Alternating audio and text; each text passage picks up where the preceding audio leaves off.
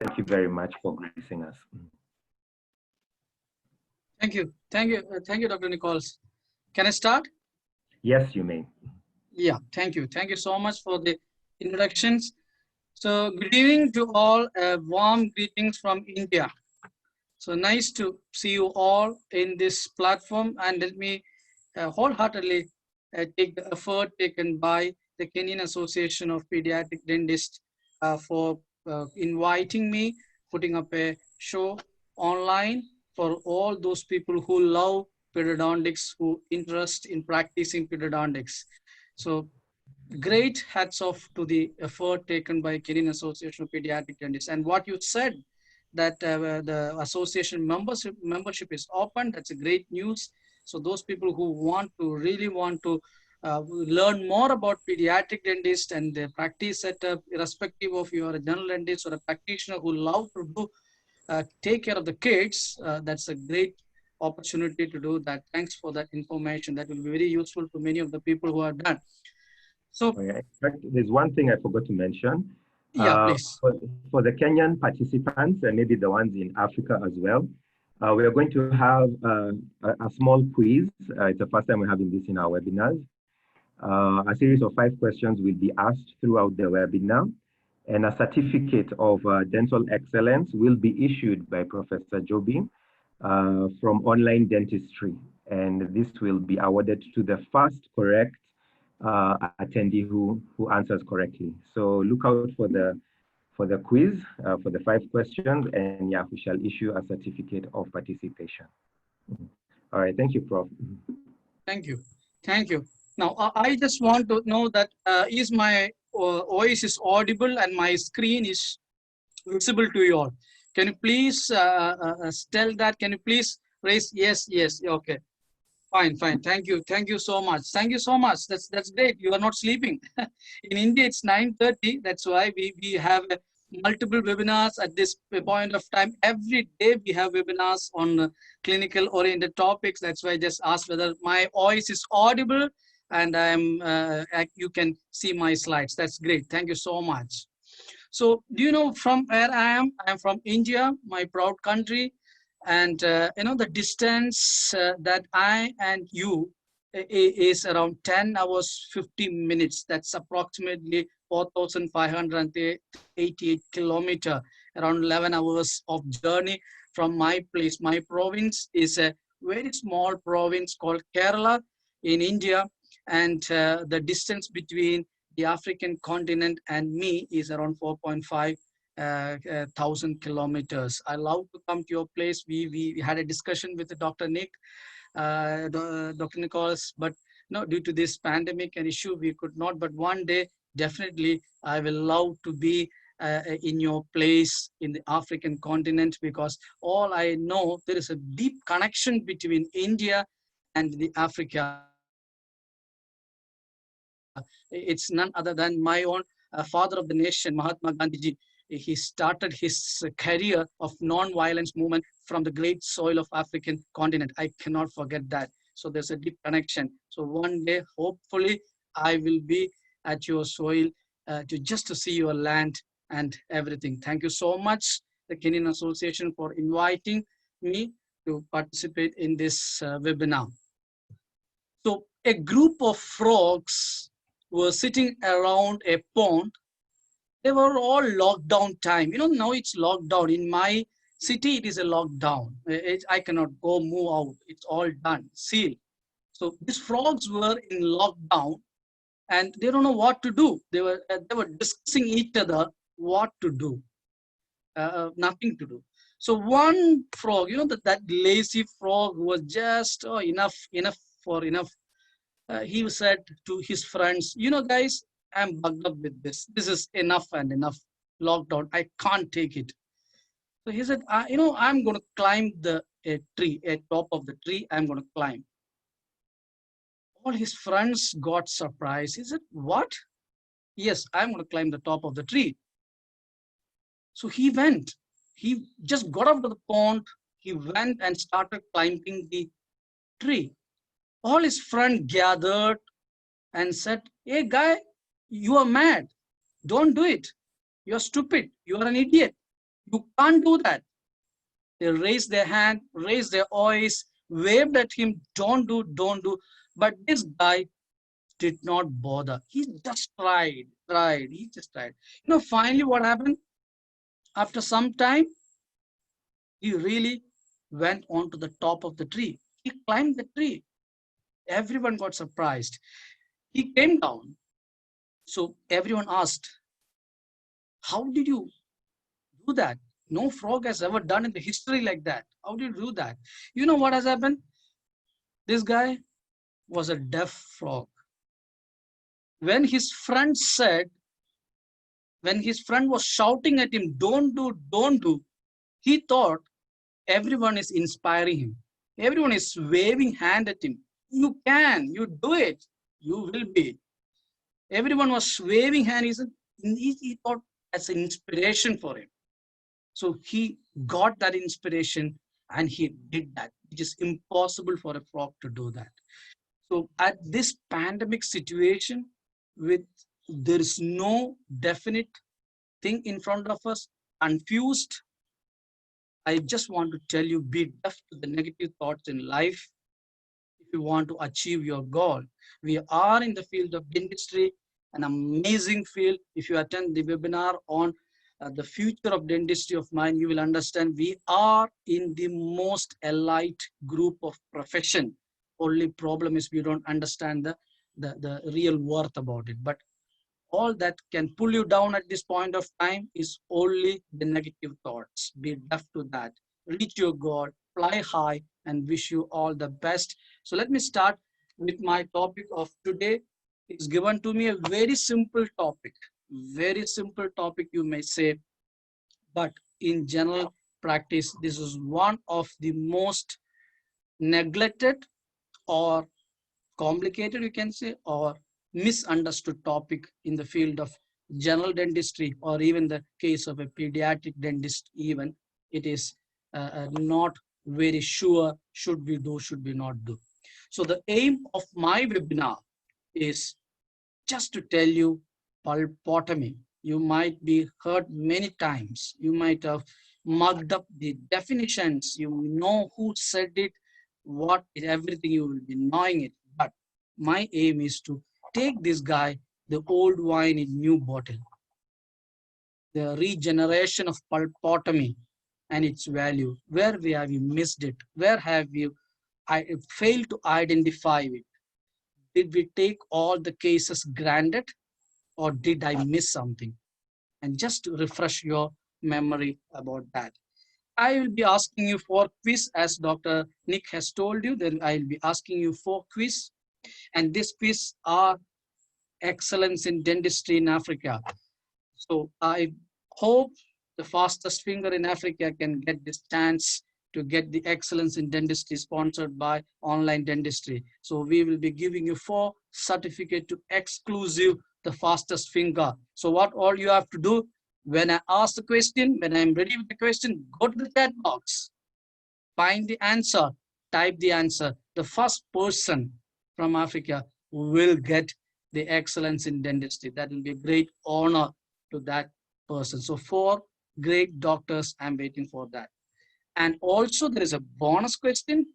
That's the catch. The last slide of mine will have a bonus question.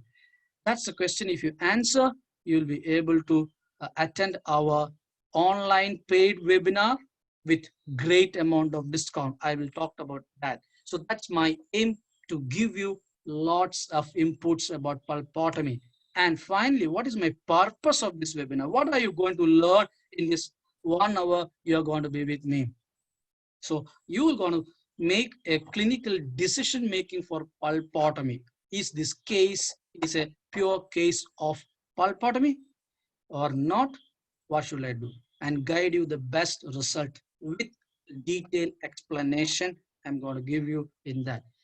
So all set, the Zoom webinar. Thank you so much. You come in right time, and almost in India, it's 9:45. So we are almost into the webinar. So all of you are ready. Can I get a thumbs up? Can I get a thumbs up, please? All of you, can I get a thumbs up for the webinar?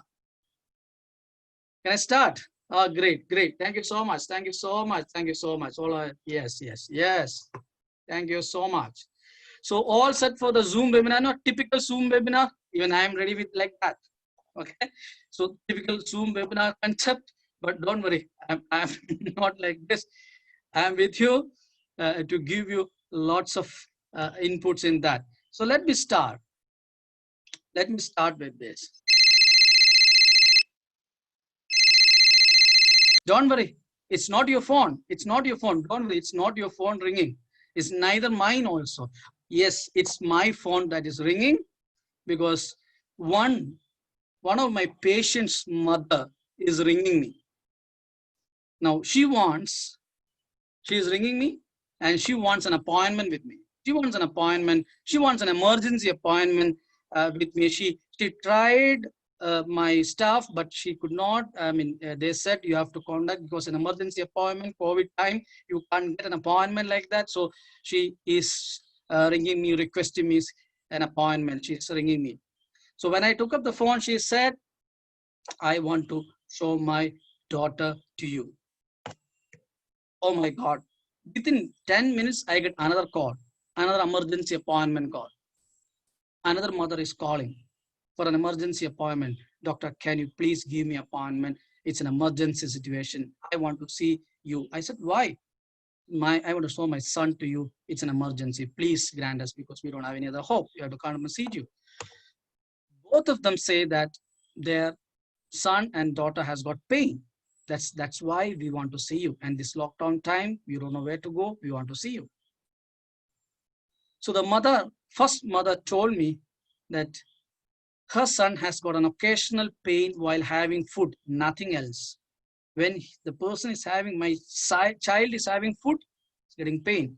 The other mother said, the whole night, my child could not sleep. That's why emergency, I want to see you both. So both of the parents want to bring their children to you and they want an appointment with you. Yes, you granted, especially during this COVID time. You know what you do? You check your appointment list, 10, 10:30, everything is vacant because there is nothing's happening. But as if you say that, it's very tight today. If you want a special thing, I can provide you, just for the sake of saying it, actually it is full empty, but you never show that. That's a way of practice management. Now you can pay additional dollars if you want, you can get an appointment, those kind of things. But there's nothing actually there. So we tell them, okay, you can come and see. So what I'm going to expect tomorrow is definite. These two mothers are going to come and see me with their kids. Let's see. Next day morning. Imagine next day morning in your clinic, in your setup. You have set everything ready. You're waiting for these two patients to come and see you. What you hear is this.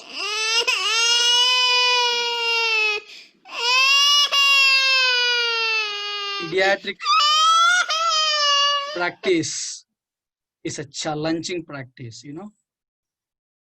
this is a normal phenomena for every pediatric dentist or a person who deals with kids come across a day. Without this, you don't feel like you are a pediatric dentist. This happens in your reception or even outside your clinic. You can see your CCTV camera.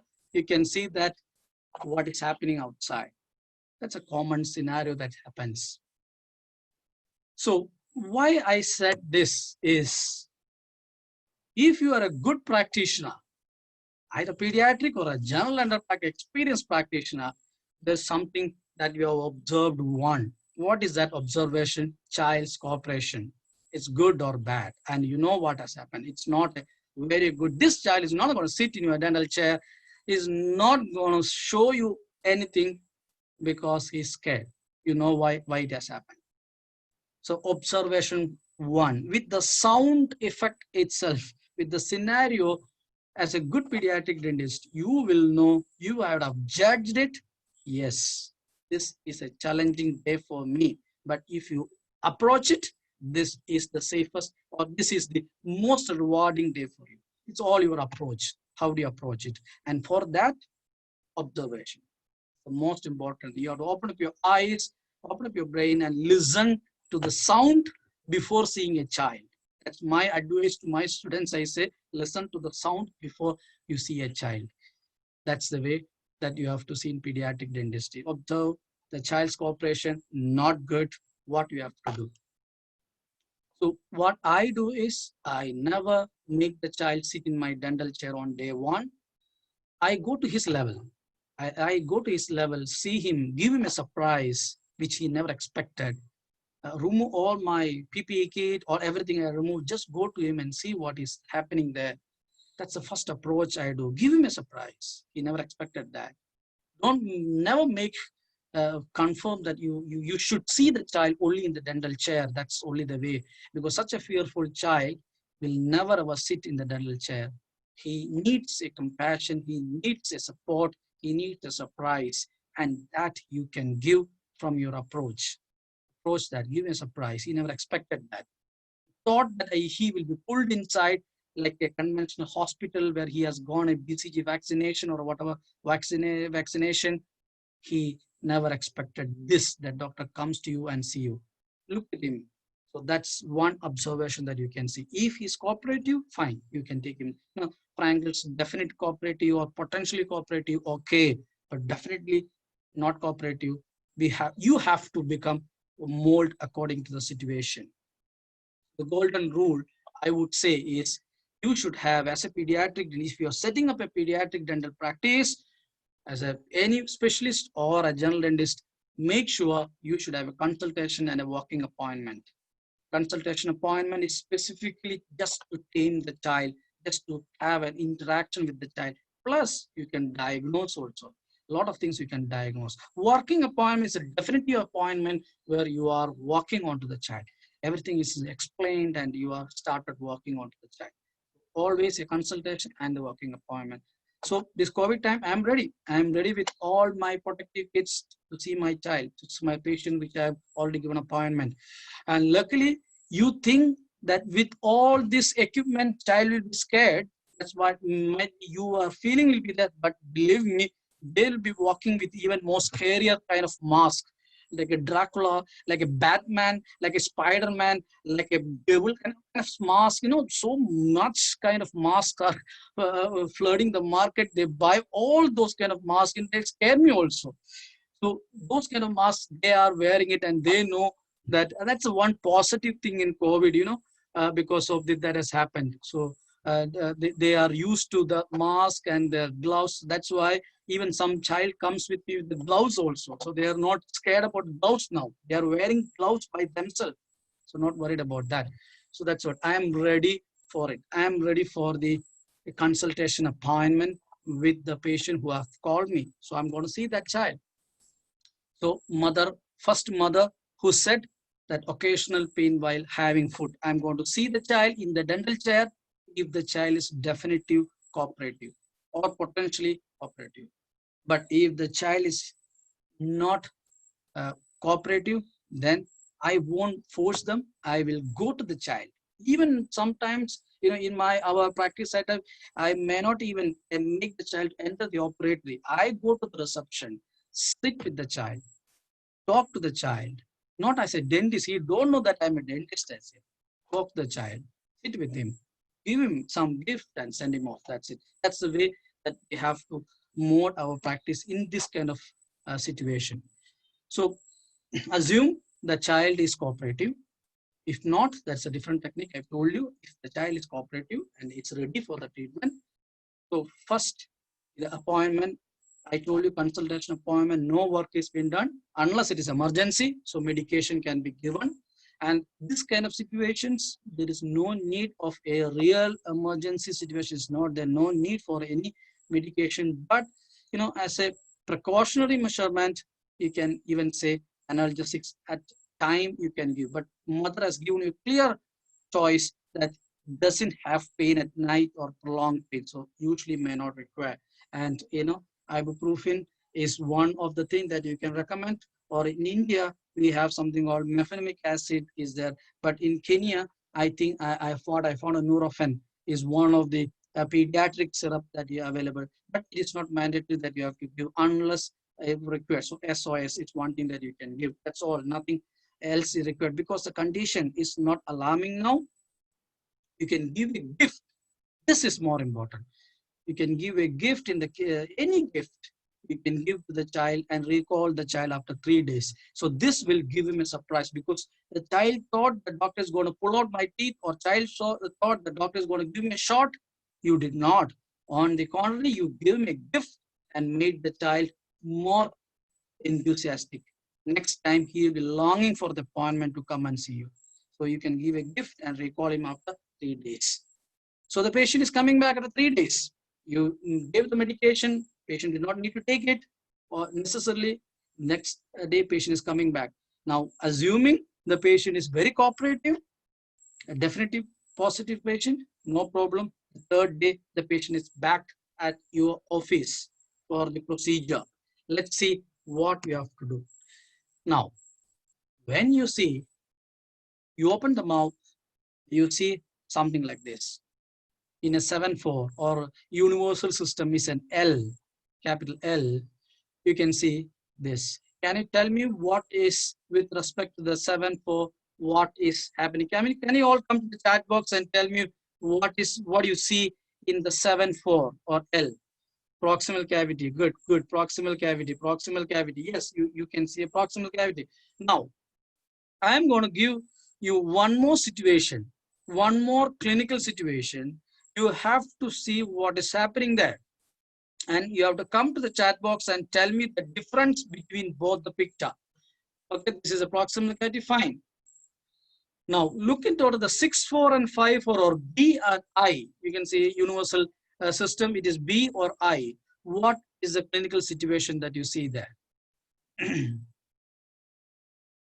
Deep caries, okay, fine. You identified. So let me tell you, both the condition, there is one common thing. Both are class 2. Okay, both are proximal caries and both are class 2. According to G.V. Black's classification, you can say, or class 2 proximal caries. Fine, that's great. Now, observation 2. First observation is over. Observation 2, size of the lesion. What is the size of the lesion? You know, Hume and Mount has classified dental caries in 1991 into size and site of the lesion.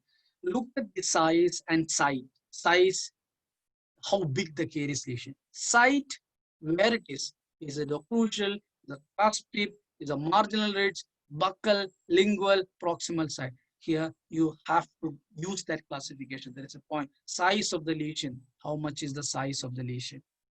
Is it big or small? You know, we can compare both and say which one is big and which one is small. It's all logical purpose. You can see there.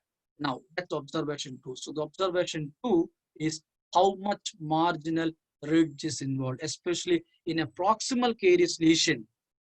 Site, you said proximal caries, but the size, how much the marginal ridge.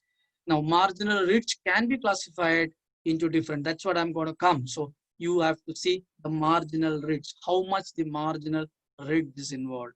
This is valid for primary second molar, primary first molar, permanent premolar, permanent second premolar, permanent first molar. It's all valid there. It shows the amount of involvement of the tooth, the size and site, and the importance of site in primary tooth. I will come to that. Size you got now. Size is small or it's big. You got it. So observe the marginals. I'm going to picture. Look at this picture. How much the size of the marginal ridge is? It's half or less than half. If you compare here, almost half is involved. Then comes more than half is involved. And then comes complete marginal ridge is involved. So you got a classification here. You got a types. In clinically observable types you got. Half, less than half, half, more than, complete marginal ridge involved. What types you got? Now, this is not said by me. Clinical extent of caries lesion, notably the presence of marginal ridge breakdown. UK National Clinical Guidelines in Pediatric Dentistry, International Journal of Pediatric Dentistry. This has been already mentioned that whenever you see clinically look into the marginal ridge and the size, the extent of marginal ridge involved or breakdown. That is very important. That's actually you are substantiating with the size and height and size of classification by human mount. Very important in primary tooth. Now, coming to the occlusal site. Occlusal site, is there is anything that have to be seen? Yes, occlusal site. Look at this lesion and look at the lesion. What is the comparison between size? Site is occlusal, but what about the size of the lesion and the depth of the lesion? So you can make out from this, note the size and depth of the lesion and correlate with the patient history. Now you correlate with the patient history. Patient says that no pain, no foot, even with foot impaction, no pain. Okay, fine. But patient says pain or sensitivity for a moment period of time with foot impaction or sweet or hot or cold, that shows some amount of deeper involvement here. So that's what's the size and depth of the lesion, occlusal and proximal lesion. Observation 3, the depth of the lesion. So 3 observation I told you. The first one is the patient cooperation. Second one is the marginal ridge, where how much the marginal ridge is involved. Third one is the depth of the lesion, especially the occlusal part, how much is the depth is involved. And always correlate with this patient history. You will get the catch. You will be able to diagnose it, demystify that. So in a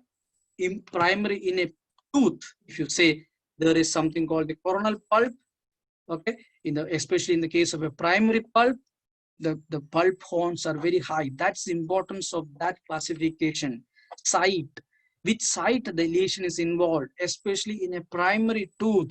If the marginal ridge are involved, name it.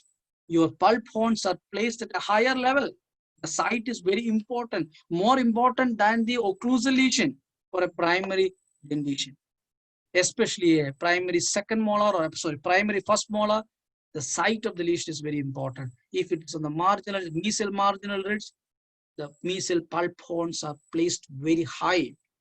So enamel are thin, dentine are thin, and easy penetration of the bacteria, even if it's very little is involved, they can be there.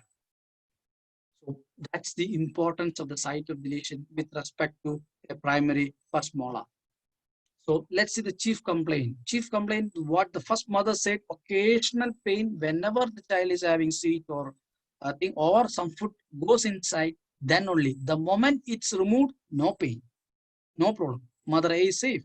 Mother B is saying night, full time pain is there. Even without any stimuli, pain is there. That is not good. We'll see about that. So let's see the first pain. The mother A said the pain is there. Mother A said occasional pain. So whenever there is food goes, there's only pain, or any stimulus goes, there is only pain. After that, no pain, completely subsides down. So it's an reversibly inflamed or a small lesion. Marginal lesion is less than half involved, not much of marginal breakdown. You can't see too much of marginal breakdown. Size of the lesion is small. Site of the lesion, even though marginal ridge, but less. Occlusal depth is very less. Size is also very less. Fine, that's good. This kind of lesion, that's fine. You remove the food, patient or it's fine. The child is very fine, no problem. As if anything goes there, that's only problem, especially sweet. Now, additional things in that patient also check for any swelling that is present.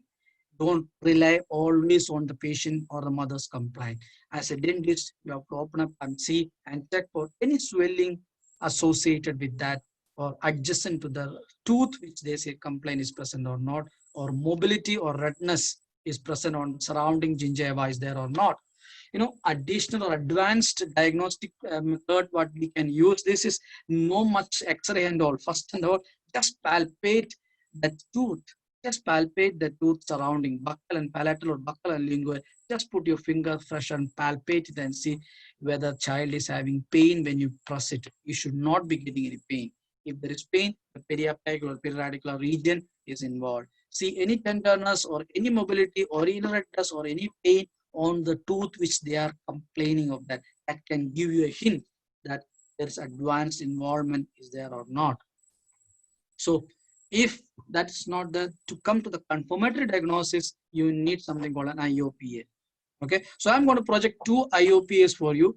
So you have to look into this 2 IOPs and come to the chat box and tell me your findings. Okay, all of you come to the chat box. 2 IOPs are going to come. You have to tell me the findings of this 2 IOPA. Okay, these are the IOPA A and B. So you can write what you find, the IOPA A and B, what are findings whatever you find in that. You can put, can you please come to the chat box and say what you find there.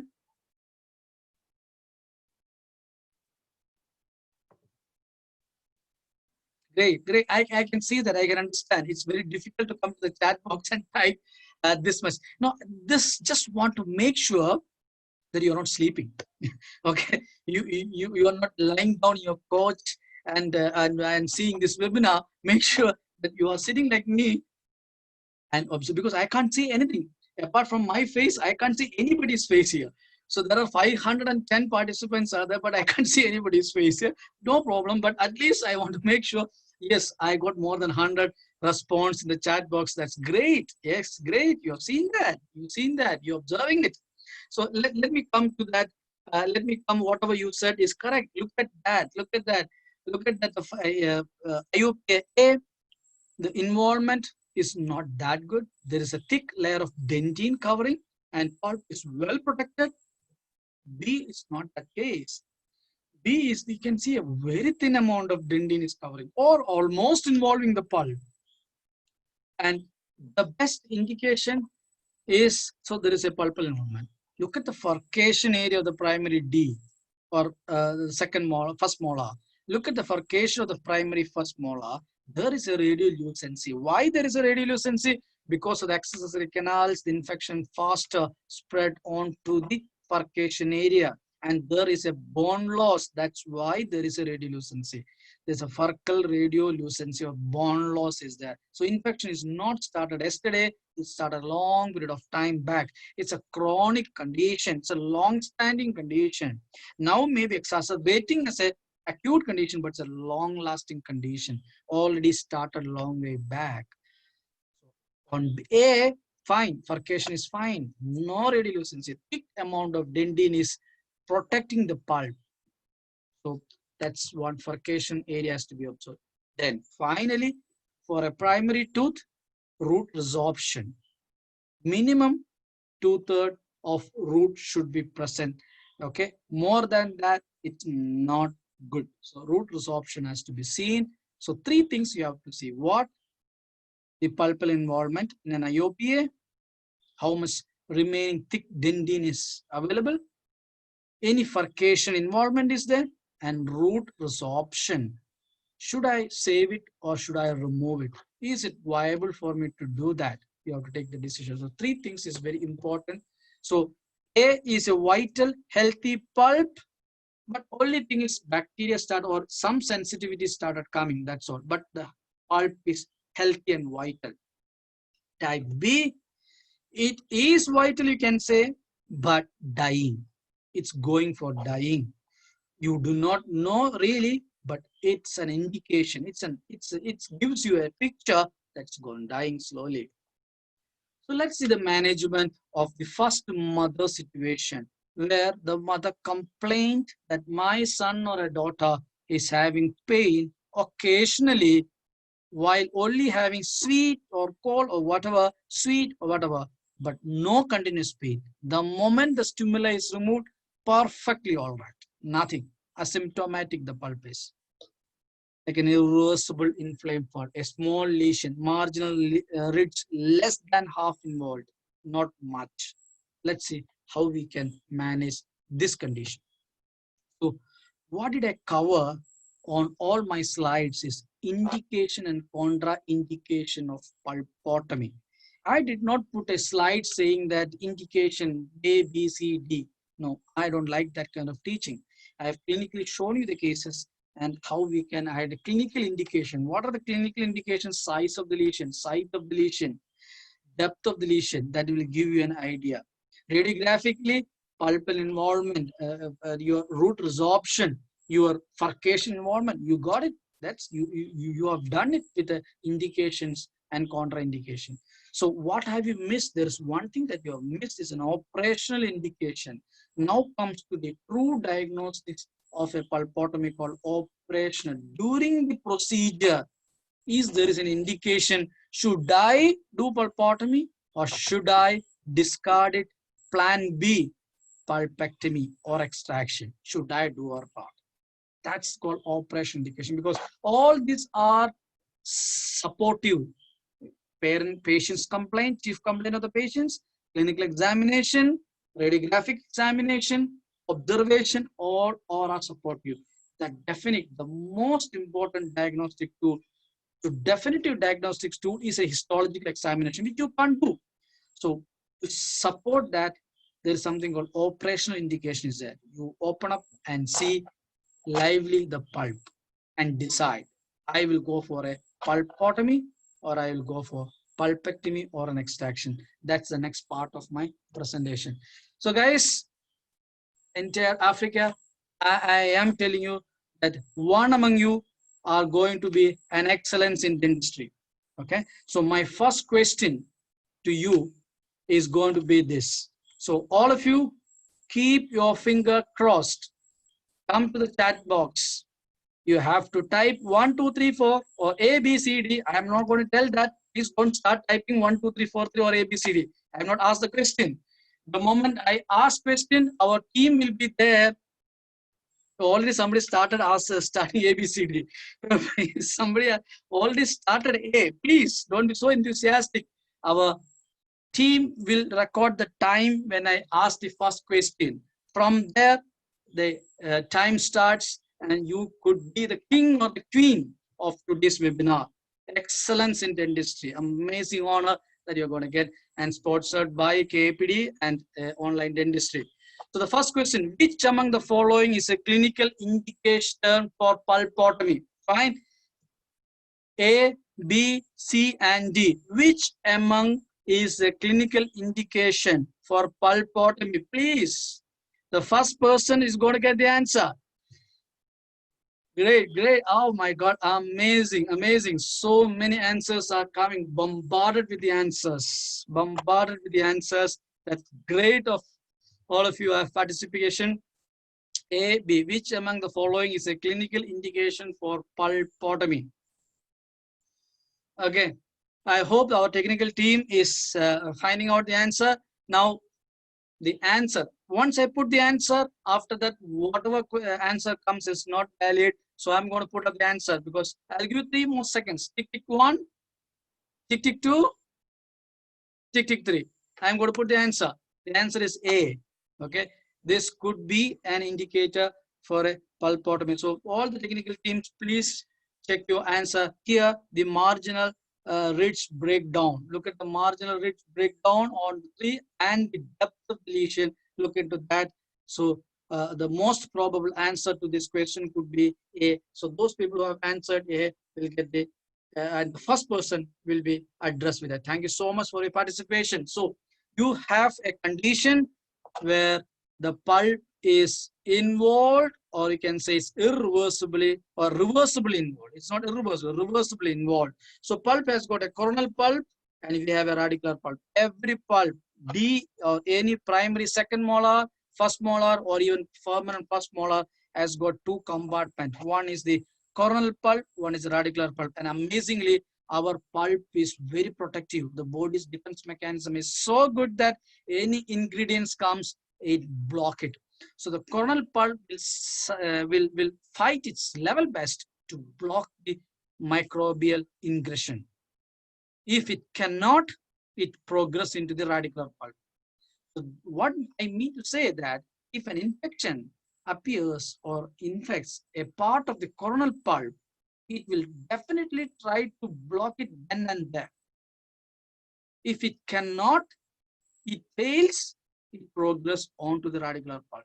That's all. So we have 2 compartments of defense in a dental tooth. One is the coronal pulp. It defends, it blocks. If it cannot, then the radicular pulp only will get it. If it cannot, both go for that. So if an ingress occurs, the first is the coronal pulp will try to fight against it. If it cannot, then only go to radical pulp. So we have an option. We as a dentist has an option to identify whether the patient's coronal pulp is only involved. No much of radical pulp is involved or not. Our legends have already identified that. That you have an indication saying that only the coronal pulp is involved. Radical pulp is healthy. Why want to pull out that guy? Let it be there. You remove the infected coronal pulp. Cut it out. Cut it out and remove it. Nothing is going to happen. The tooth is going to be vital, going to be stay there. So that's what, cut the coronal pulp and remove it. So that is called pulpotomy. Pulpotomy. Otomy means to cut. Pulpotomy means to cut the pulp. You cut the coronal pulp, chop it off. The remaining healthy radicular pulp will survive there, will be stay there, and tooth will be white, stable there. That's called pulpotomy for a vital tooth. So the radicular pulp either heal by itself or remain uninfected. Whatever type of medicaments that you used, it will remain vital or it will remain stable as it is. It's sterile, that's all. It doesn't have any infection. So what do you mean by pulpotomy? The complete removal of the coronal pulp. I told you, cut the coronal pulp. It's not of any use. Followed by placement of a suitable dressing agent or a medicament that will promote healing or preserve the vitality of the tooth. Just maintain the tooth in the arch by Finn in 1985. So if you want to start that procedure for a patient, first and the foremost thing in clinical aspect, you can't find this kind of procedure in any textbook. No textbook still in the world has come with a procedure-wise application. Yes, you have defined it, you found out, yes, it has to be done, but what is the next step? The most important step is the patient consent. That's the most important thing. Okay, inform the diagnosis to the patient. Have you informed it? What is the diagnosis? Because you are taking an IOPA, you have clinically seen it, everything is with you. Now, as a dentist, you should inform the diagnosis. Your daughter or son is having a pulpal problem or approaching a pulpal problem. This is my diagnosis. Inform them. Okay, that's very, very important. Next, treatment options. Now, for this, one option would be a pulpotomy. Another option, leave untreated. Another option, extraction or pulpectomy. Inform them, all the treatment options, inform them and tell the advantage and disadvantage. If I leave untreated, what will happen? If I treat like this, what will happen? And what are the limitations of my treatments? Everything has to be informed very thoroughly. And how many appointments I require, you have to judge it and tell them. And the cost, what is the total cost of the treatment? You have to tell them in advance about that. And what am I going to do during the procedure? Am I going to put a local anesthesia? Because that has to be informed to them in advance. Without LA, with LA, I'm going to cut the tooth or I'm going to fill the tooth, because a patient does not know what I'm going to talk. You have to inform them first and all the procedure which I'm going to do. And follow up. It's done. That doesn't mean it's over. It's not fill, shut and forget it. No, you have to come for the follow-up at the particular time. It has to be done and get the consent. A written consent, signature of the parents is mandatory. Get that so that you are safe. Nothing can go wrong in your favor. You explain everything. Now it's all patients' attitude and their willingness to take up the treatment. So that's one important thing before start of the treatment. Oh my God. Speaker, can you please mute your microphone? Is it the same situation? Should I mute my microphone and get out from here? Or are you ready? Can I get a thumbs up? Can I get a thumbs up? Am I okay? Am I going right or am I going too much above? Can I get, all are sleeping, I think. All are sleeping. Oh, fine. Fine. No problem. No problem. Okay. Thank you so much. You are not like the seagull. Okay. Thank you so much. So I am audible, my slides are audible. You are following me. So the patient A has accepted my treatment protocol, accepted, informed everything, consent. I have got an informed consent and they are ready for the procedure. Okay, and the child is cooperative, lucky to me, the child is cooperative. So what is the next step? What is the next step? types of pulpotomy procedure. Let's just say types of pulpotomy procedure. What are the types of pulpotomy? I have a lot of types of pulpotomy in front of me, which I can choose. Now, which should I choose? There are a lot of confusions because you have heard about a lot of types of pulpotomy. So which one should I choose? Okay, so there is something called devitalization type of pulpotomy, where you can use a pharmacozole or electrosurgery or laser, which devitalize the pulp. That is one methodology you can do. In a single sitting, you can finish it off. Then there is a two-stage called Guy's paste or paraf deformaldehyde paste or depulp, you could literally call, you can use that. Both does the same thing. One is 1 appointment, one is 2 appointment. So devitalization, that's one methodology you can treat that patient. Other one would be a preservation kind of pulpotomy. You can preserve the pulp. Okay, preservation kind of pulpotomy is another one. What are the things that you can use? That is something called glutathione, 2%, and you have something called ferric sulfate, 15.5% of ferric sulfate. So that's preservation kind of pulpotomy. You know, guys, I just want to give you a homework. Okay, this is a homework. This is an article. If any pediatric dentist studying is there or any undergraduate is there, search for this article. If you want, I can send to Dr. Nicholas. This is the article that you should read before going to pulpotomy therapy. Dr. Ryan Lee's article about review article, amazing article. You can read more about that. I'm not going to make you bore with that classification there. To continue, the other types are regeneration. Again, Ryan Lee has classified into regeneration called bone morphogenic proteins, and the newer material called MTA and biodentin has come into the market, which is available there, which can cause regeneration. They don't devitalize it. They regenerate the pulp and maintain the vitality of the pulp. And in Kenya, I'm sure EMTA is available. It's a very good product. Even I use that. I'm not into one product, but these are the options that are available for you. These are the materials you can quote when you write an exam purpose, or these are the material available for a general dental practice called regeneration pulpotomy is also available. So which one should I use for this person? See, I told you I'm not promoting any material here. I'm talking about all the material, but one clinical protocol, a common clinical protocol. That's it. Nothing. Not material wise. I'm not there to sit for one guy. I'm there to tell you, teach you one clinical protocol. If you apply any material, you can use it. That is your wisdom. You can use which material you want. So this is a recent article which says that MTA for a caries primary, because we were used to be very scared to use a pulpotomy procedure for a caries exposure in a primary tooth, because it's been in the literature. If you search caries exposure, no pulpotomy with calcium hydroxide or related materials were there. But things have started changing. That's what I told you. Old wine in the new shoe. There are things started changing. Materials started changing.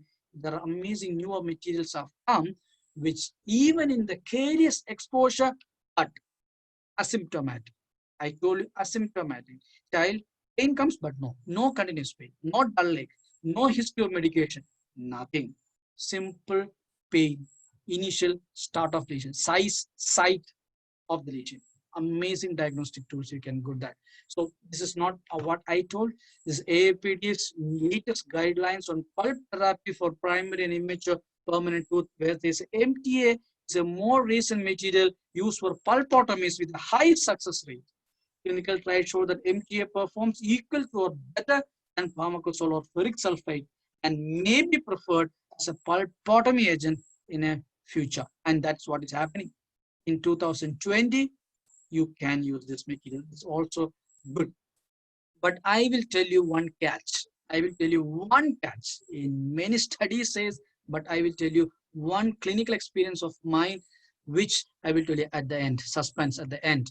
So guys, the next question for excellence in dentistry in Africa.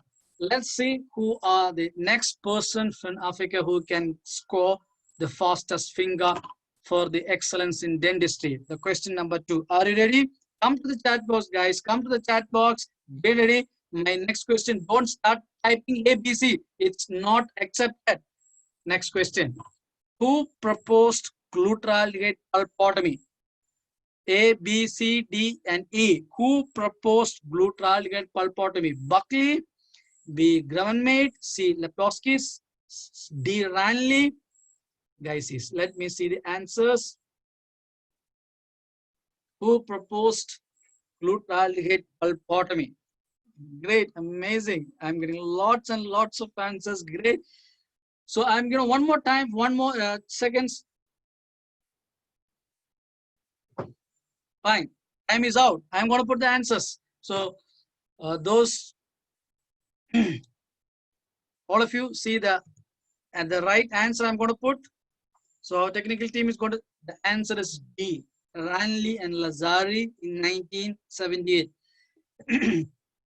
Glutaraldehyde was proposed for root canal irrigant by Gravenmaid in the year 1975.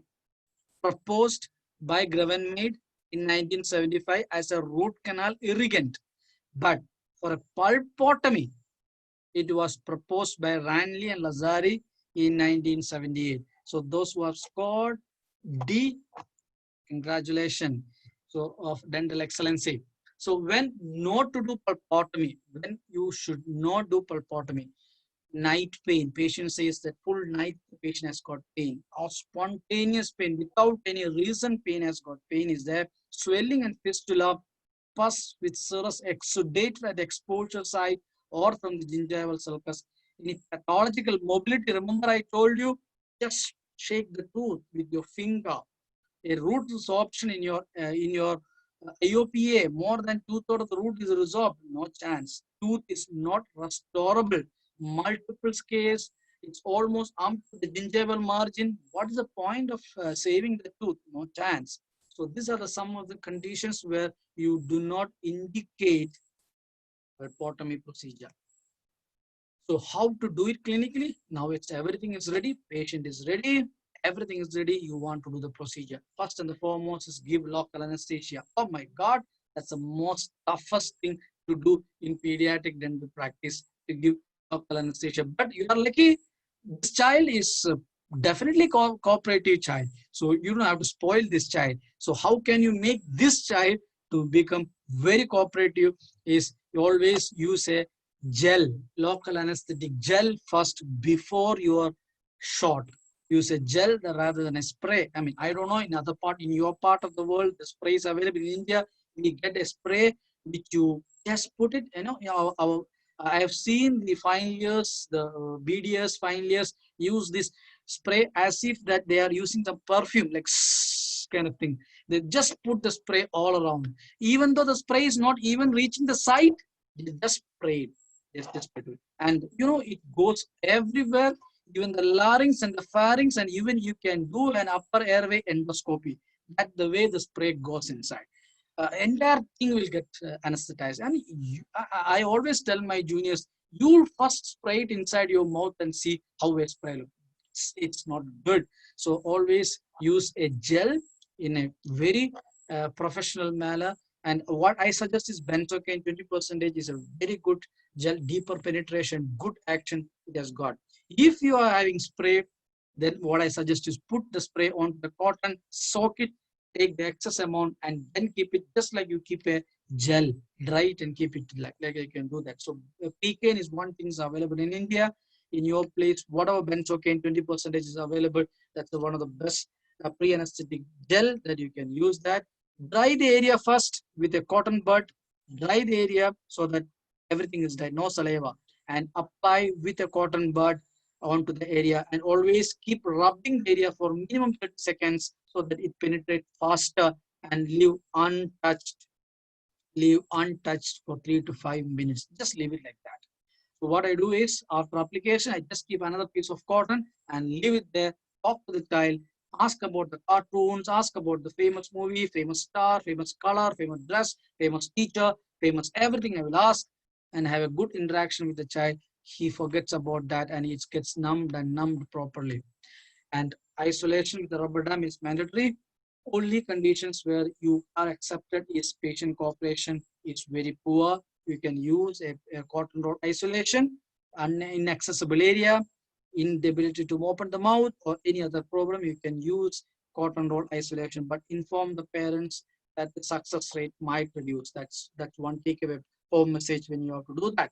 So once you have done, you open the access cavity preparation. Once you have given the LA, rubber dam isolation, or cotton isolation is done, next is access cavity preparation. Burr used for access cavity, any burr. It's operational choice. It's not definite thing that you have to use one particular type of burr. If you're skilled, any burr can be used according to the situation demands. No length of the shaft, no size of the burr is there. It's up to your choice is there. So I use a round burr or short straight fissure burr. Short straight fissure burr, diamond burr are the one which I use commonly. The key is you should be able to visible the root stem or the opening of the root. You should straight line access is the mandatory things. You should be see all the orifices of the root from your naked eye. You should be able to see. So there should not be any ledge. It should be removed properly so that you can have a straight line access. Once you get that, once you get a straight line access, you remove all soft caries, dentin, roof, pulp of the roof stem, everything is removed. You got a straight line access. The next thing is remove the coronal pulp. You have to amputate the coronal pulp. How to do that? You can use a round burr. With a slow speed, round burr can be used. You can move around, don't touch bifurcation. Slow speed, you can move around and just abrade and just cut off all the coronal pulp, and then you can, with the help of a spoon excavator, you can use it. You can just scoop out and remove any thread or remnants. Entire coronal pulp has to be removed. The spoon excavator, you can scoop it off and remove it there. So once you scoop it off and remove, you can see a straight access onto the canal orifices. Distal, mesiobuccal, mesiolingual, you can see, and you can see the vital, alive radicular pulp. You can see like this. Now comes the operational diagnosis, the suspense. I'm going to make out the suspense. What is the suspense? I told you, observe the bleedings from the operational site. Observe the bleeding. There are 3 C's in the bleeding. What are the 3 C's? Color, consistency, and the control of the bleeding. This is very important. You have to see the color. Is it dark red color or light red color? Dark red color is deoxygenated blood, long-standing condition, not good for your pulpotomy procedure. Light red color, good, you're done. Now, the thickness, the consistency is thick. Purulent exudate is there. It's oozing out slowly, not good. That means it's a chronically inflamed situation. And controlled. You should be able to control the bleeding totally. Within 2 to 3 minutes, you should be able to control the bleeding. No oozing out, nothing. You can really see the flush of the radicular pulp, which is alive there. Cut section you can see. And no bleeding comes out from there. A nice indication that the radicular pulp is vital and healthy, and you remove all the infected pulp. Once it is done, you can use irrigation. You can use your saline irrigation. That's more than enough. If caries exposure is the reason, even you can use with the rubber dam, you can use sodium hypochlorite. You can use it. Otherwise, don't try sodium hypochlorite, because if you are not using proper rubber dam isolation, please don't try with sodium hypochlorite. It can irritate the soft tissue of the child. Saline is good enough. But if rubber dam, sodium hypochlorite can also be done. Once that is done, arrest the bleeding. A tip I can tell you to arrest the bleeding is, what I use it, I keep a cotton pellet soaked in LA. Your LA solution, remaining LA solution, the cartridge, squeeze it out onto the cotton pellet, soak it inside the pulp chamber, keep it for 2 to 3 minutes. The bleeding can be easily stopped. If it is not stopped, still oozing out is coming, dark red is coming out, it's not an indication for a pulpotomy procedure. You have to plan B, you have to take it out. So once everything is done, next is the placement of the medication. You have to keep the medication, whichever medication which I told you, you have to keep the medication. So for Formacosol, if you are using 1/5 dilution, 1 to 5 minutes, you have to keep it inside the chamber. Glutaraldehyde, 2% solution is the right one. 1 to 3 minutes you have to keep. If you're using ferric sulfate, 15.5% solution of ferric sulfate is the ideal one. You have to keep it for 10 to 15 seconds, minimum 10 to 15 seconds. You can keep it, and then you can go for an IRM and or GIC. Suppose if you are using MTA or biodentin, these two material will serve as an IRM material or an interim restorative material.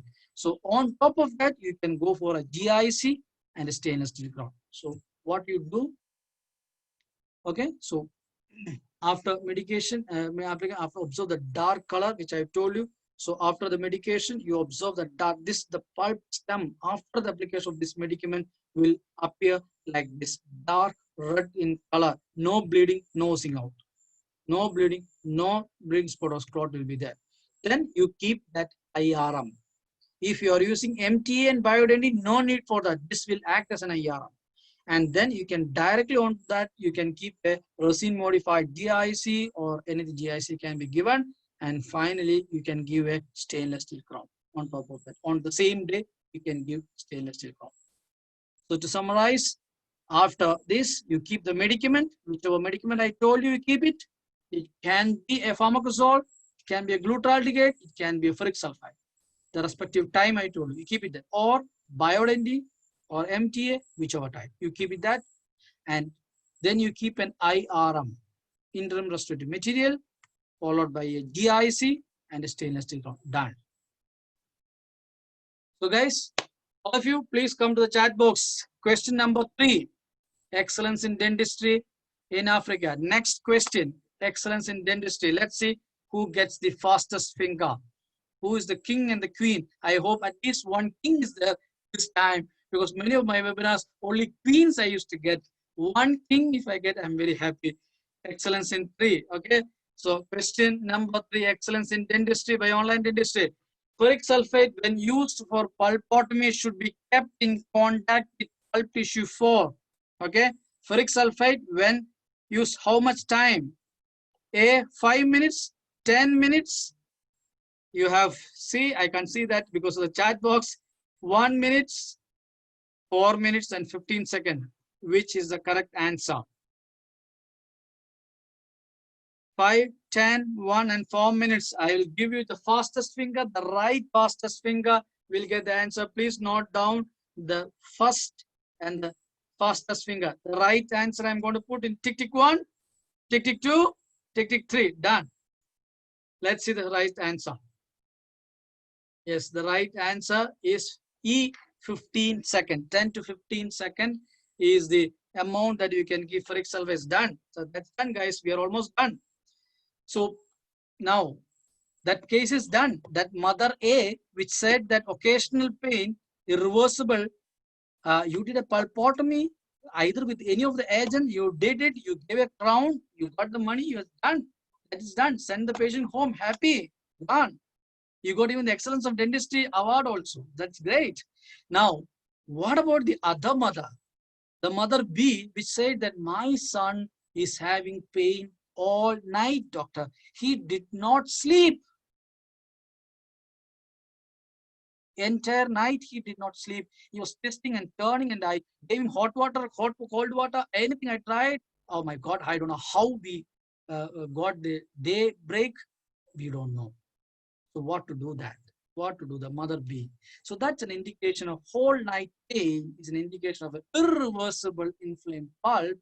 A large lesion you can see, depth of the lesion. Just put a probe and see the depth will go inside. Marginal ridge will totally collapsed. This kind of lesion you can see. Total marginal ridge collapsed. Depth of the lesion will be more. Irreversible kind of situation. Even swelling will be there, redness will be there, mobility will be there. You can see even extraoral swelling also. That's a critical condition there. So even if you take an IOPA, you can see a pulp is involved, direct involvement or approximating very thin amount of dentin is there in the IOPA. Periradicular area of the primary tooth, furcation area will be involved, and there will be a radiolucency. Root resorption might be already started for this patient because of the chronic inflammation or the severe condition, because primary pulp roots are slender and they go for resorption faster. So that's irreversible or sometimes non-vital pulp will be there. What to do this? What can you do this? You know, one option is pulpectomy, or the best option I could say you extraction. There's only two options in front of you.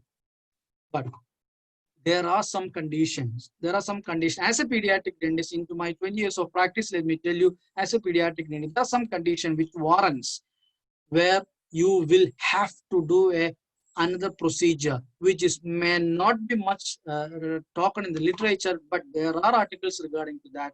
It's something called, if the patient's cooperation is not there, okay, and mother or patient says that I don't want to pull out my tooth, can you do something? Or the damn child is not sitting on the dental chair. You tried 2 to 3 appointments, he is not sitting. And you don't have an access to a general anesthesia, you don't have an access to conscious sedation. What else can you do? How long the child can suffer this? There is an option in our literature which says that, yes, as a pediatric dentist, if you are trained in that, you can do one option. But this is important. Inform the patient. Get the informed consent of the patient. Explain the pros and the cons and the longevity and the success rate and the failure rate of that. And then you can do something called 2-sitting pulpotomy procedure. I talked about single sitting, everything done in one sitting. You LA give, opened up, kept the medicament, kept the crown, everything in one sitting. Here you have 2-sitting procedure because a condition warrants something. The patient's complaint is something else. So where you use a deep pulp, a paraformaldehyde paste is being used to fix the entire radicular pulp tissue. You can't do a pulpectomy because the patient is not cooperating. It's not allowing it. Neither you can do a GA, neither you can do a conscious sedation. What else you do? So then option is that. So here in this condition, you move, just open up, do an access opening is done, and you keep a paraformaldehyde paste called deep pulp. In your country, I have no idea. Check about that. It's available in our place. We have Subtrodent, which has come with deep pulps are there, which you can keep. It's arsenic free. Arsenic free deep pulps can be kept. How to keep? Very little amount. Your spoon excavator, you take 1 scoop, a little bit. Then what I use it, I don't directly keep it. I take a thin shred of cotton. I roll that the deep pulp and then keep it onto the exposed pulp horns or whatever. I keep it, and what I do is I will just give a IRM and recall the patient for that. So first I will give a deep pulp. I will keep first onto the rolled cotton. I'll keep it onto that. I'll give a IRM and recall the patient. Do a IRM and give recall the patient. And the most important thing is occlusal reduction. It's very important because it's 2-sitting. Once the pain goes, the child will bite on that side and it will fracture. So you are not permanently filled it. It's not your failure, the parents or the patient's failure, and you can't expect that. You can't tell them to do that also.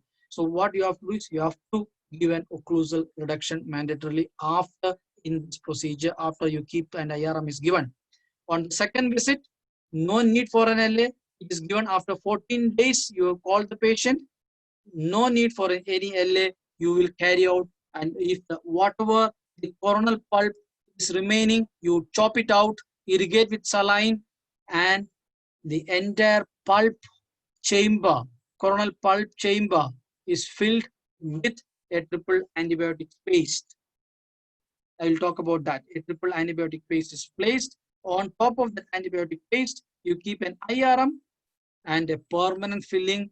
It can be a resin modified GIC composite, or the best could be a stainless steel. Let's see that. So what is that medicament which I have told you to keep on the second sitting? It's called leader mix or triple antibiotic paste. So first is access opening is done. You keep a triple antibiotic paste. On top of that, you keep an interim restorative material. GIC is done. You send the patient. And the second appointment, you give a crown. So this is what the leader mix, which I have told you. It's a mix of an antibiotic and steroid. It's available. You can buy it in your please check out which is the litter mix, which is the type of antibiotics and steroid that is available. You can keep it inside or you can make by yourself.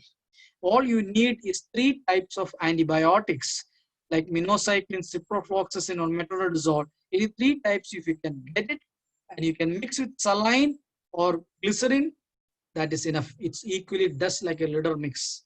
You can make a triple antibiotic mix. This is a triple antibiotics mix I made with by mixing 3 chemicals, 3 antibiotics mixed into a thin mix, mixed with saline or propylene glycol, and keep it inside the chamber and seal with the IRM and a GIC or a composite can be done. So to summarize, in this patient where patient is not ready for a pulpectomy, which was ideal but not ready for that, so first sitting I kept a depulp.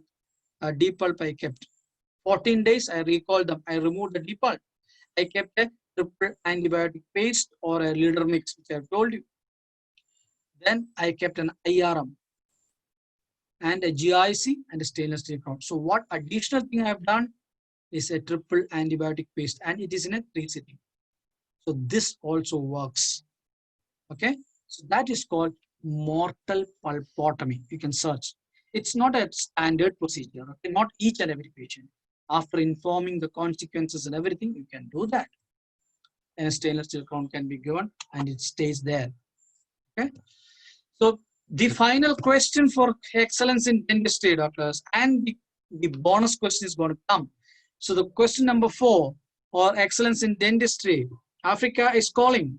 Let's say that at age 6 to 7, what space maintainer should be appropriate for a child that has lost 7.5, a child who has lost lower left primary second molar at the age of 6 to 7, what space maintainer would you do that?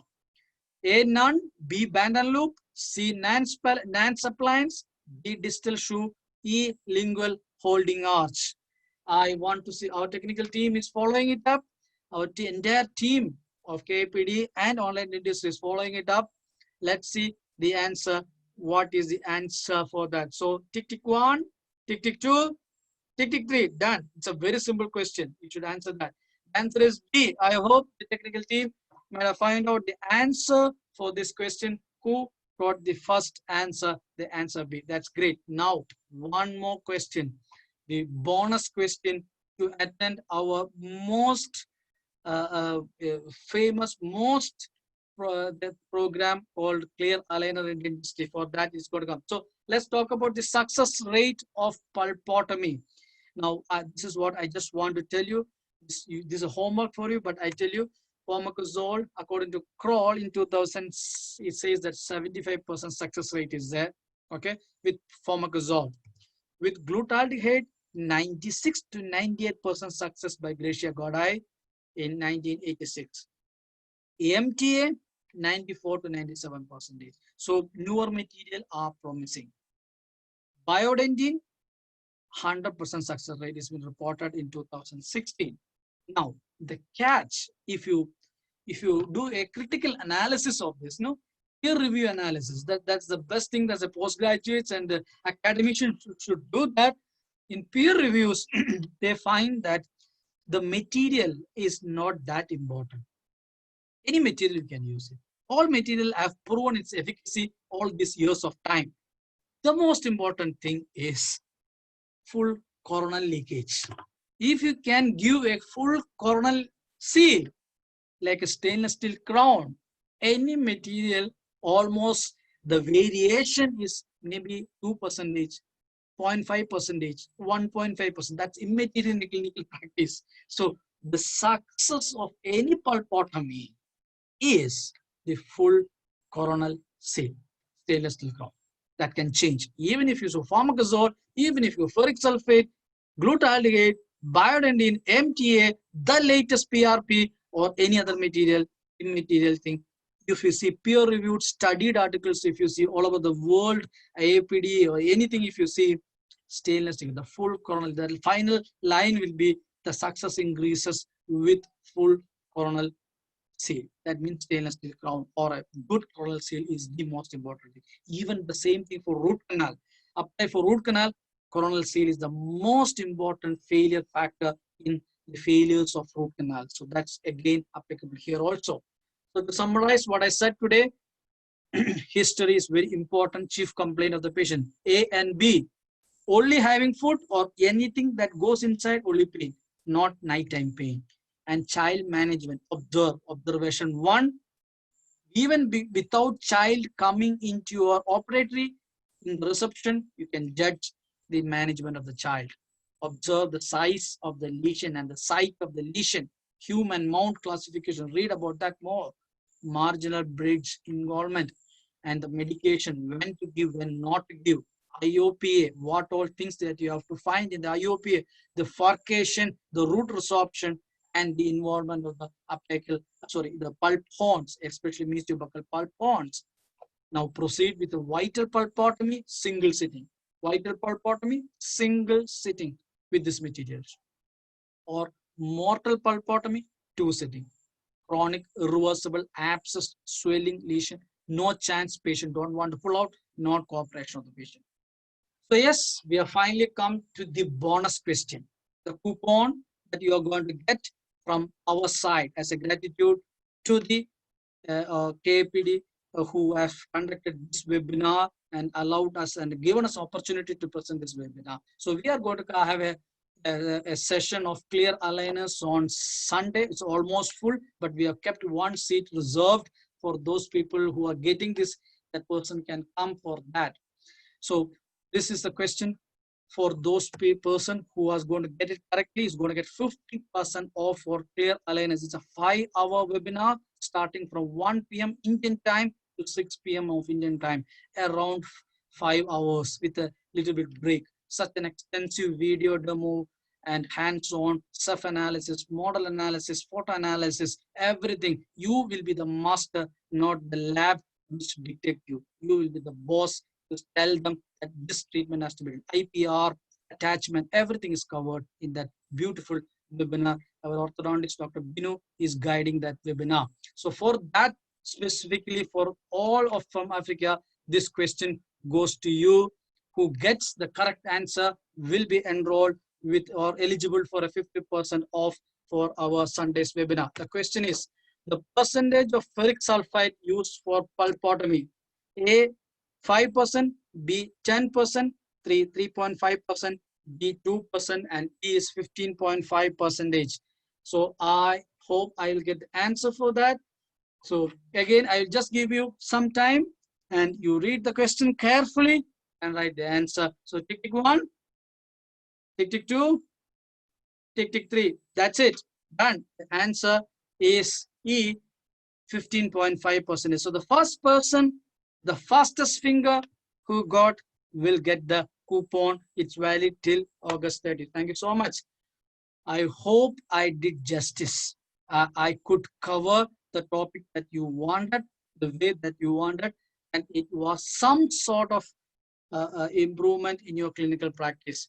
Thank you so much. So guys, the mind is like a parachute. It's best when it's open up. You open up your mind. A lot of prospective fields are there in the field of dentistry, especially in pediatric dentistry. I'm coming from a place called God's own country. It's called Kerala. It's been called as a God's own country and a beautiful and amazing place to visit. You have sports you can imagine. You know, this is been one of the 40 places to visit before you die. So I'm very blessed to be in a place. It's among the one of the 40 best places you should visit before you die, because we have such a beautiful places and people are very good. You have lots of varieties, mountain to lake to the sea to everything. It is available in our place. So anytime if you're there, you can visit our place. Any guidance if you want, I can help you. Thank you so much for this opportunity. You can catch me in Latest in Dentistry. It's an open Facebook page. Around 27,000 dentists are there. So they are posting their cases, their courses, their webinars, everything is, even Derek Mohani, everybody is there in my Facebook page. So you can log on to that. You can send me an application. I have to personally see your profile and then only I will admit. I don't want any other kind of things, only education and related dentistry. Insta, I'm available. WhatsApp number, mail, and our website ID is also there. You can catch me at any time. You know what I'm going to miss? I'm going to really miss one thing is the African safari. You know, what I've got is only the, by my 8th to 7th standard, my grade onwards, I am so much attached to the African continent just because of the Discovery Channel, the National Geo, so amazingly. And I wished I come to this place, the amazing people, amazing place, visit one day onto that place and be with you all. Thank you so much for your patient listening. I am open to discussion. I am there. Dr. Nicholas, it's over to you. Thank you, Prof. That was such a great lecture. I think now we all appreciate the clinical, radiological, and operational indications for pulpotomy. So we'll go straight to the question and answer before we announce the winners of the 5 bonus questions. So the first question that they have asked is formocresol still safe to use? Is it still considered carcinogenic? Yeah, is that question? Question is done? It's with regards to formocresol and the fact that it is carcinogenic. Do you still find it safe to use? Do you use it? Yes, I just want to answer you that question. That's a very relevant question, very important question. Let me tell you, formocresol has been shown to show carcinogenic and mutagenic in animal studies. It has been shown. But the recent thing, let me tell you, the amount of formocresol that you use for a single tooth pulpotomy and the exposure of the child to the vapors of formocresol for that, if you control, it's not that carcinogenic, but it has been shown in animal studies and other studies that oropharyngeal carcinoma, the vapors can cause that. That's why it is not being used in many part of the places it is not been used. But there is the guidelines of even UK national guidelines or even the AAPD guidelines. They say that it is carcinogenic. Studies are showing that it is carcinogenic, but definitely there is no line in these guidelines which says that you should, it is not, should not be used. That's one thing that has to be said. But since we have alternatives to that, like a glutaldehyde is there, you have newer materials are there. If cost is one factor that can that cause you to choose formocresol, if a single tooth is there in your place of practice, the best treatment if you want to give, there's nothing wrong with that. But there are other alternatives like glutaldehyde are there, which are not that expensive, so you can choose that. Since there are studies which are saying that it can cause carcinogenic, you can slowly shift on to the newer agents that is coming. Okay. Dr. Nick, did I address that?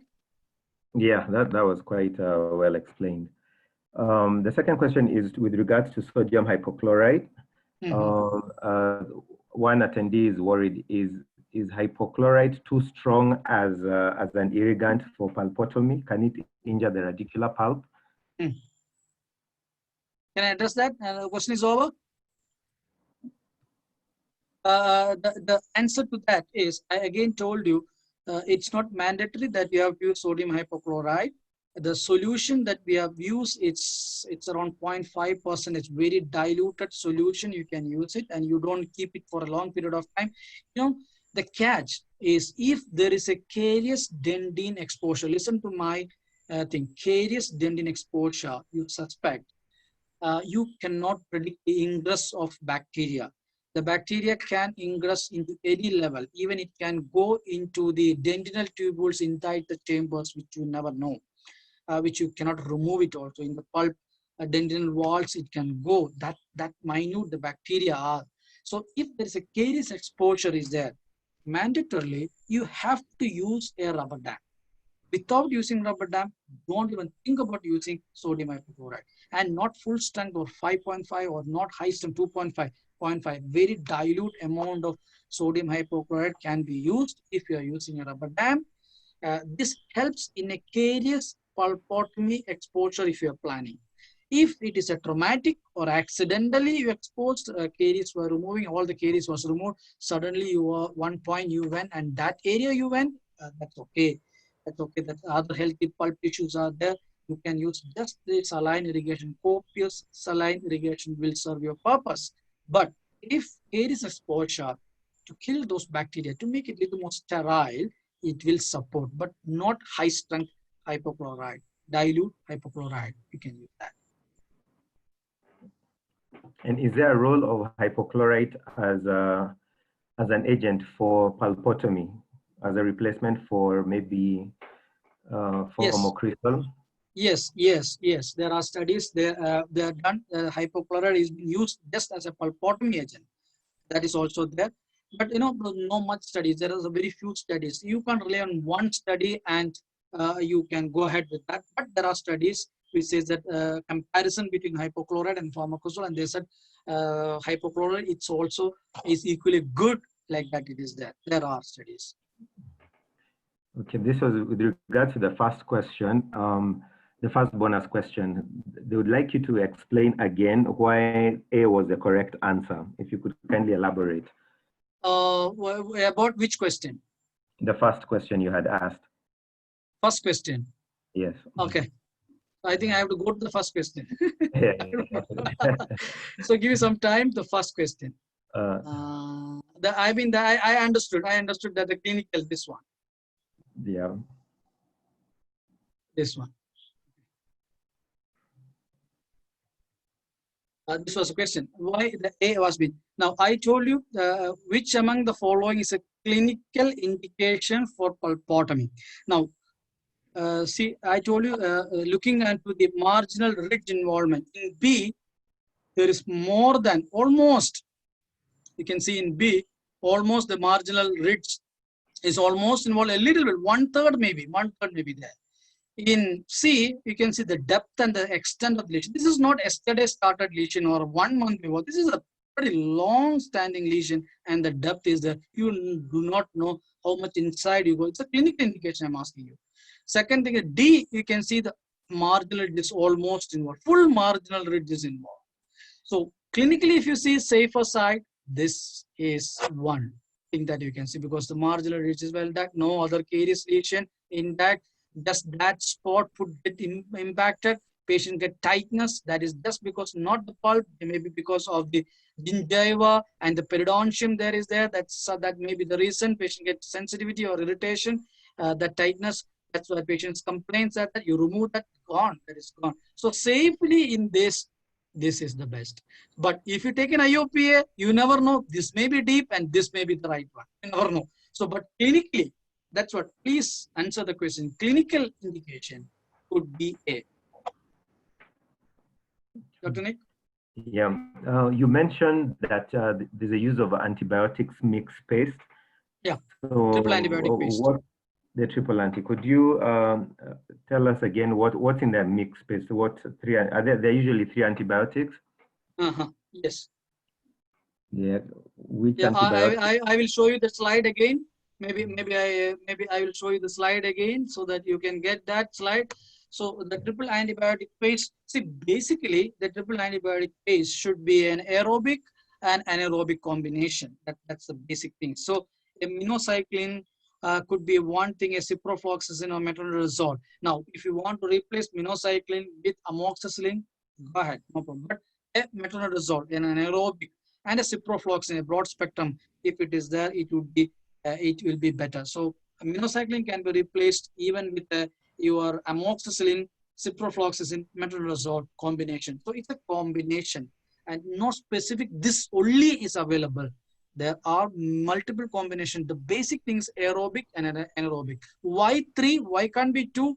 Because you are dealing with a infection with abscess, a chronic condition which has become anaerobic, pus forming bacteria. That's why swelling, abscess, or night pain. All those things are related to anaerobic. A broad involvement of the pulp and the radicular and the surrounding tissue are there. So you need a good combination of antibiotic because germs are not single mixed. It's a multiple mixed germs are there.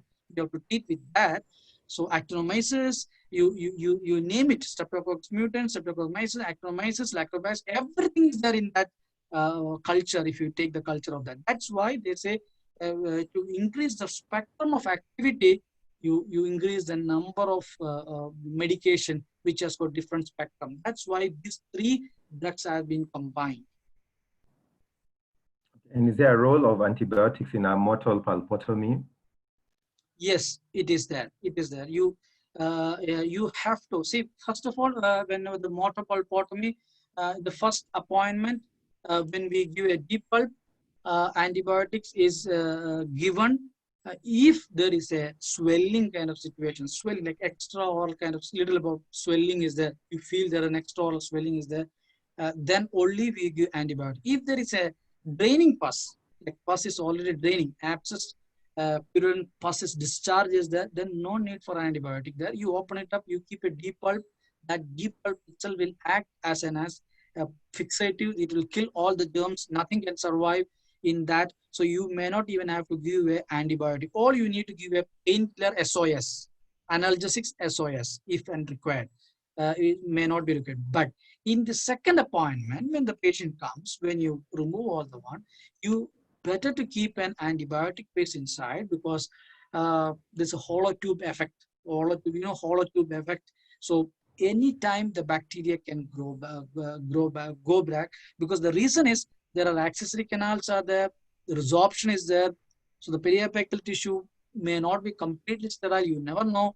Bacteria even can come inside, some leakage can come. So at a safer side, to get the longevity of your result, better keep a triple antibiotic base inside the canal. I mean the chamber, I mean to say. There's a question about why is a pulpotomy not successful in permanent teeth? Oh, I think you should attend my webinar on young permanent tooth. I have done that webinar on young permanent tooth. I don't see any reason you to say that pulpotomy is not successful in permanent tooth. It is successful, but the diagnosis. The problem is in permanent tooth is if you do pulpotomy like you feel in primary tooth, it's not going to be success. In permanent tooth, there is a different approach for the pulpotomy. If you follow that, it is much better than the permanent tooth. I can say that pulpotomy in a permanent tooth will be successful. But the diagnosis is more complicated than a primary tooth. But in your opinion, which is the best temporary material to use in between appointments? Best temporary material, material? Yeah. Yeah. Especially in the case of your two-sitting pulpotomy, I use zinc oxide iginol, the best, but the mix of that material is very important. You should know how to mix, and the consistency of the mix is very important.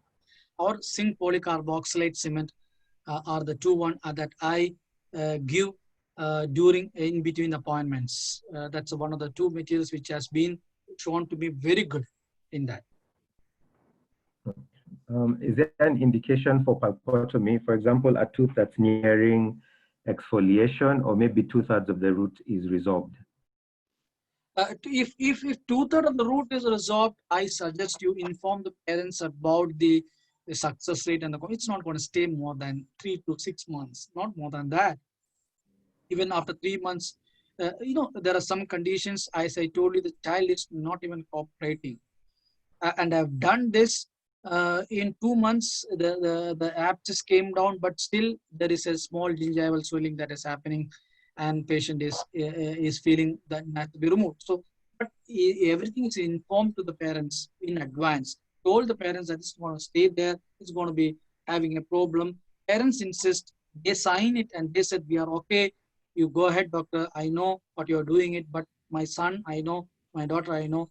You just maintain for some more time, let him get planned, you can go ahead with that. But otherwise, 2/3, it's not going to stay more. You will have reinfections, you will have pain, and it will be a nagging kind of patients in your long term if you want to see that. So better to avoid then and there, so that you don't have hiccups after that. Otherwise, every third day or third week, you can see this patient is standing in front of you with a small kind of swelling or abscess around the tooth. One question is is it okay to leave a necrotic tooth with a pulpotomy and an intermediate restorative material, the temporary filling, until, well, at least until the permanent tooth erupts, maybe as a space maintainer? Is that something you can consider? Yeah, this is mortal pulpotomy. This is exactly mortal pulpotomy. You are not removing the necrotic pulp from the radicular area. You are leaving it there, but only thing is you are keeping this material like triple antibiotic paste or a litter mix, just to keep the continuity of the sterile thing that you have attained with the deep pulp. You're just allowing it, nothing. It can act as a natural space painter. Always and always try to understand the natural tooth in full intact form is the best space painter. So that's if you can do that, you can, that's the best thing that you can do. But I know you have to inform the parents about it. There's not a 100% success rate. You can do that. If they are ready, you can go ahead with that. For primary teeth, is there a role for lesion sterilization and tissue repair for teeth with bifurcation involvement instead of extraction? Oh, furcation involvement.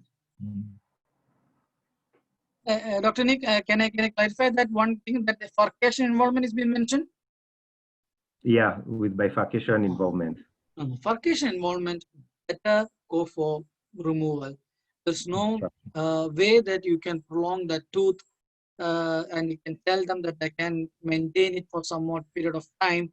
Because if you keep a deep pulp in the furcation area, you had it, you will never get you will get multiple calls from the patient, and they might come to your home and say, bang your door and come inside and say, remove that.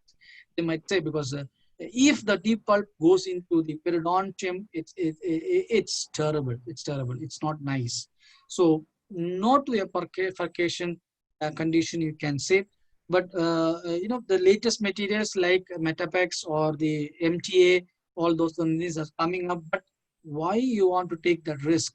If the child is cooperative or done, you can remove it and go for space maintenance. That will be a better option than nagging or keeping around this and telling the patient that it will be all right, it will be correct a later time. Do an ethical, practical, remove that and give a space maintenance, convince the patient.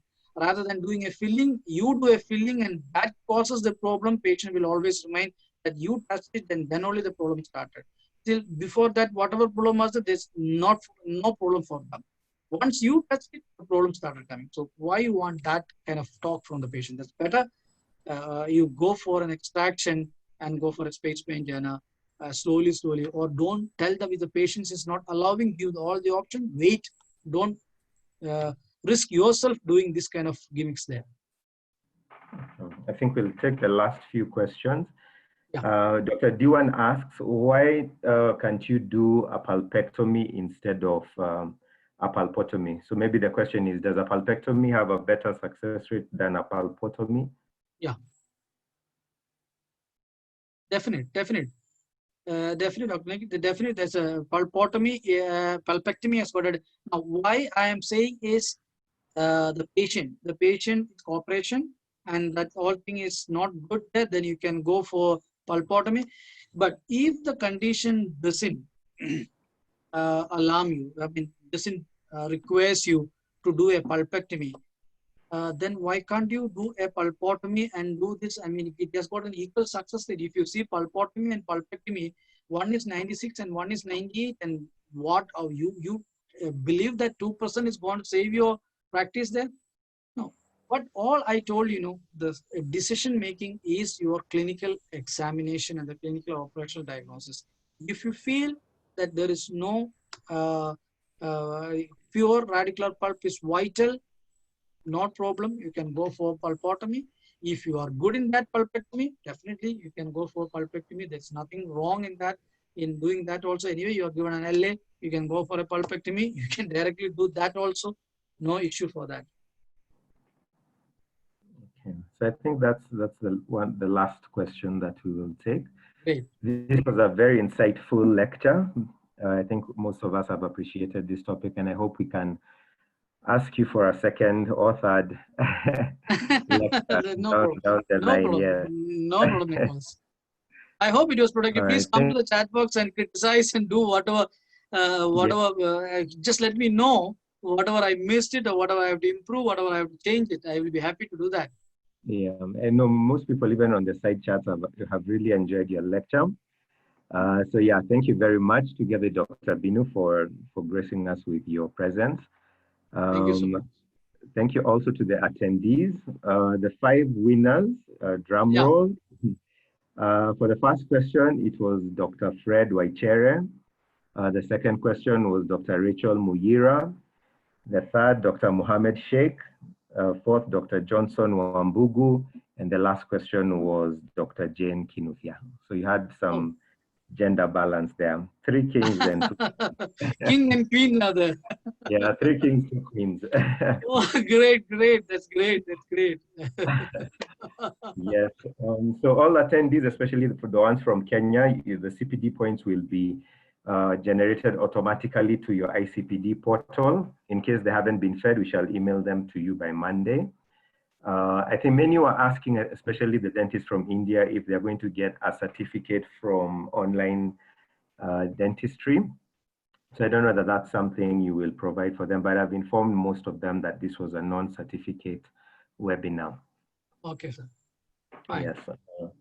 So yeah, thank you once again. Again, we invite everyone to join, even those from India, outside Kenya. You're still welcome to join the Kenya Association of Pediatric Dentistry. Oh, great. That's a great motivation for them.